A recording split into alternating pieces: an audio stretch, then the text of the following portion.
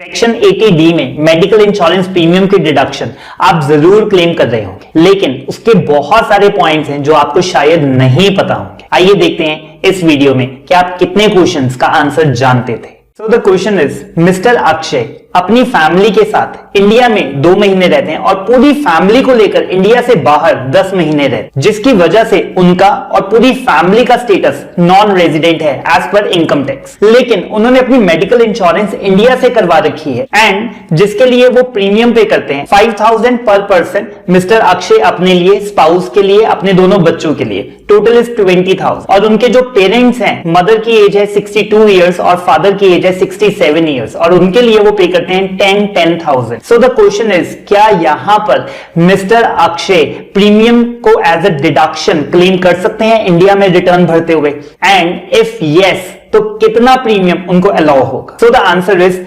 20,000।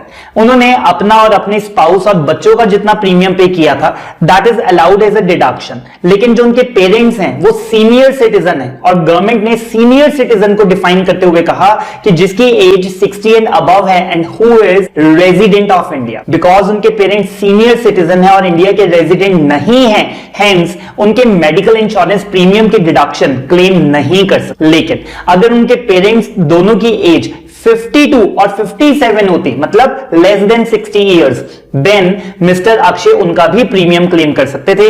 Because सिर्फ senior citizen के अंदर रेजिडेंट होना जरूरी है, बाकी सभी केसेस के अंदर resident non resident doesn't matter. In this case mister Amitabh ने प्रीमियम पे किया अपने लिए, अपनी स्पाउस के लिए, चिल्ड्रन के लिए दैट इज 5,000 ईच और अपने पेरेंट्स के लिए 10,000 ईच। लेकिन in this case all of them are independent, वो खुद कमाते हैं और उनकी अपनी आईटीआर भी फाइल की जाती है, लेकिन प्रीमियम सारा का सारा मिस्टर अमिताभ ने पे किया। सो मिस्टर अमिताभ कितनी डिडक्शन 80D के अंदर क्लेम करने पाए? एंड द आंसर इज कि वो अपने अकाउंट पे, अपनी वाइफ के अकाउंट में और अपने पेरेंट्स के अकाउंट पे जितना भी प्रीमियम है उसकी डिडक्शन ले सकते हैं, वेदर दे आर डिपेंडेंट और इंडिपेंडेंट। लेकिन चिल्ड्रन की डिडक्शन सिर्फ तभी ले पाएंगे अगर वो डिपेंडेंट है अपॉन मिस्टर अमिताभ।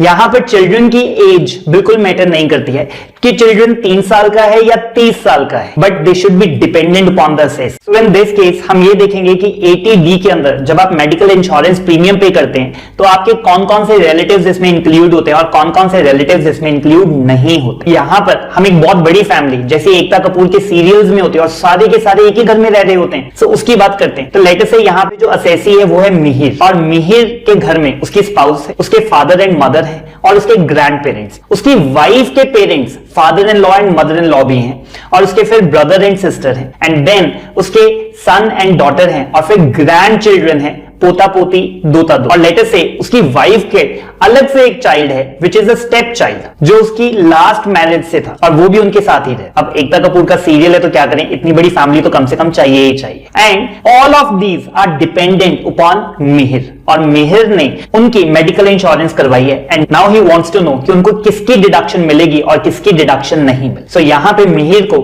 डिडक्शन किसकी मिलेगी वो मैं आपको बता देता हूं, सिर्फ और सिर्फ पेरेंट्स की, अपने स्पाउस की, अपनी और अपने चिल्ड्रन की। लेकिन जो स्टेप चाइल्ड है वो यहां पे कवर अप नहीं होगा। एंड इसमें कौन कौन से कवर अप नहीं हुए वो भी मैं आपको बता देता हूं। सबसे पहले grand parents, father in law and mother in law, brother and sister, grand children and step child, it's not included in this. In this case हम ये देखेंगे कि मोड ऑफ पेमेंट कौन सी अलाउड है अगर आप 80D के अंदर डिडक्शन क्लेम करना चाहते हैं। 80D के अंदर आपको बेसिकली 3 चीजों की डिडक्शन मिलती है। Number 1 preventive health checkup, number 2 medical insurance premium and number 3 medical expenditure for the senior citizen जो कि इंश्योरेंस में कवर अप नहीं है। सो हमारे पास मोड ऑफ पेमेंट्स क्या है? It may be cash, account pay cheque, bearer cheque, cross cheque, RTGS और NEFT और UPI. So preventive health checkup के अंदर ऑल 6 आर कवर्ड। अगर आप कैश में भी पेमेंट करेंगे तो आप डिडक्शन क्लेम कर सकते हैं, लेकिन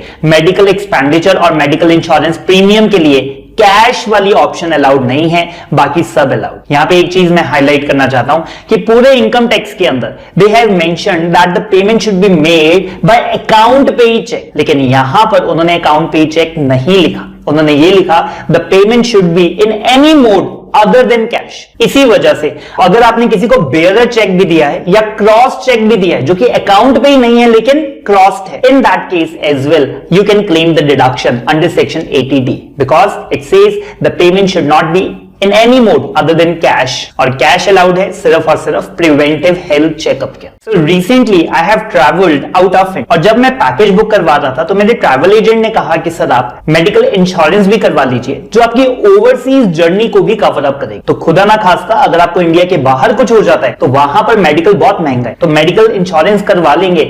सो in that case all the expenses will be covered and I went for it. लेकिन जब मैं साल के एंड में रिटर्न भरने लगा तो मेरे मन में आया कि जो ओवरसीज ट्रैवल के लिए मैंने मेडिकल इंश्योरेंस करवाई थी, क्या मैं उसकी डिडक्शन 80D के अंदर ले सकता हूं कि नहीं? And the answer is yes. लेकिन इसमें बस इतनी सी कंडीशन है कि आपने जो इंश्योरेंस पॉलिसी करवाई हो वो आपने फॉलोइंग टू में से किसी एक से करवाई हो, that is the GIC general insurance corporation of India and any other insurer जो कि IRDA से अप्रूव्ड एंड रजिस्टर्ड है। ये तो आप सबको पता ही है कि सेक्शन 80D के अंदर आपके अपनी और पेरेंट्स के लिए 25-25 हजार रुपए की लिमिट्स, और अगर आप या आपके पेरेंट्स में से कोई भी एक सीनियर सिटीजन है in that case this limit will be enhanced to 50,000 रुपए। लेकिन क्या इसमें कोई सब लिमिट भी है? आइए इस केस लॉ से देखते हैं। लेट अस से एक असैसी ने अपने मदर और फादर की इंश्योरेंस करवाई है जिसमें मदर की एज है 57 ईयर्स और फादर की एज है 61 ईयर्स। मदर का जो इंश्योरेंस प्रीमियम है वो 35,000 रुपए है और फादर का जो इंश्योरेंस प्रीमियम है वो 15,000 रुपए। आप कहेंगे कि सर ये ऐसे कैसे हो गया? So it may be possible, शायद उनकी मदर को कोई हेल्थ इश्यूज हो जिसकी वजह से उनका प्रीमियम ज्यादा भी हो सकता है as per her age. So in this case total premium जो उन्होंने पे किया वो 50,000 है and he wants to claim it as a deduction. And can he do that? The answer is no. यहां पर जो मदर है उसके ऊपर सब लिमिट लगे, 35,000 में से 25,000 रुपए ही उसके अंदर से डिडक्शन आप क्लेम कर सकते। एंड फादर के लिए आप 50,000 की डिडक्शन क्लेम कर सकते थे लेकिन आपने प्रीमियम कितना पे किया? 15,000। सो इन दिस केस 25,000 एंड 15,000 आप 40,000 ही क्लेम कर पाएंगे, जबकि ओवरऑल लिमिट इंक्रीज हो गई थी लेकिन सब लिमिट्स पुरानी ही रहेंगी। मतलब अगर एज 60 ईयर से कम है देन इट विल बी 25,000 और अगर एज 60 ईयर से ज्यादा है इंडिविजुअली तो ये इंक्रीज होके 50,000 हो जाएगी। ये तो आप सबको पता ही होगा कि सेक्शन 80D के अंदर प्रिवेंटिव हेल्थ चेकअप के लिए 5,000 रुपए की डिडक्शन मिल आपके लिए भी और आपके पेरेंट्स के लिए। लेकिन क्या इसमें कोई ओवरऑल लिमिट भी है? आइए देखते हैं। लेट अस से मिस्टर ए ने अपनी और अपनी वाइफ के लिए इंश्योरेंस प्रीमियम पे किया 10,000 और उसके ऊपर प्रिवेंटिव हेल्थ चेकअप भी करवाए 5,000 रुपए और फिर अपने पेरेंट्स की मेडिकल इंश्योरेंस के लिए पे किया 20,000 और उनके भी प्रिवेंटिव हेल्थ चेकअप के लिए स्पेंड किए 5,000। तो अगर आप देखेंगे तो इंडिविजुअली दोनों 25-25 हजार से कम है, लेकिन प्रिवेंटिव हेल्थ चेकअप वो 2 बार क्लेम नहीं कर सकते। प्रिवेंटिव हेल्थ चेकअप के ऊपर सिर्फ और सिर्फ ओवरऑल लिमिट है कि वो कभी भी 5,000 से ज्यादा नहीं हो सकती।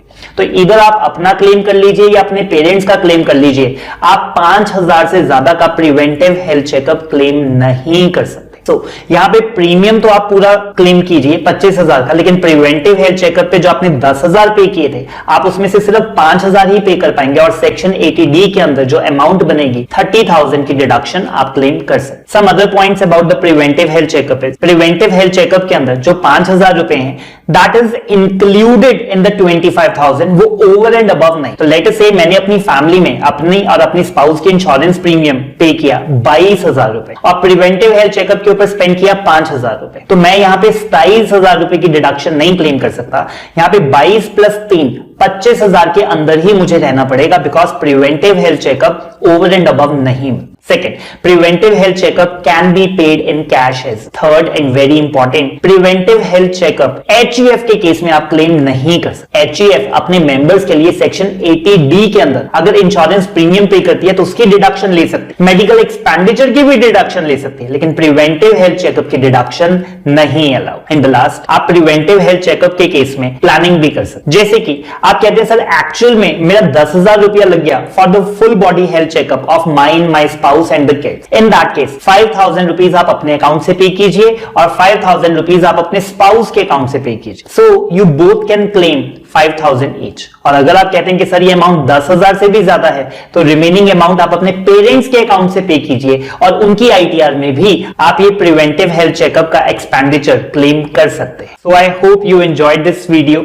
एंड मेरे को कमेंट सेक्शन में टाइप करके बताइए कि आपको इनमें से कितने क्वेश्चंस के आंसर्स पता थे। अगर आपको कोई भी और डाउट है रिगार्डिंग एनी केस लॉ, वो भी आप मुझे टाइप करके बता सकते हैं। I will definitely try my best to revert you all, and thanks for watching till the last. Have a good time.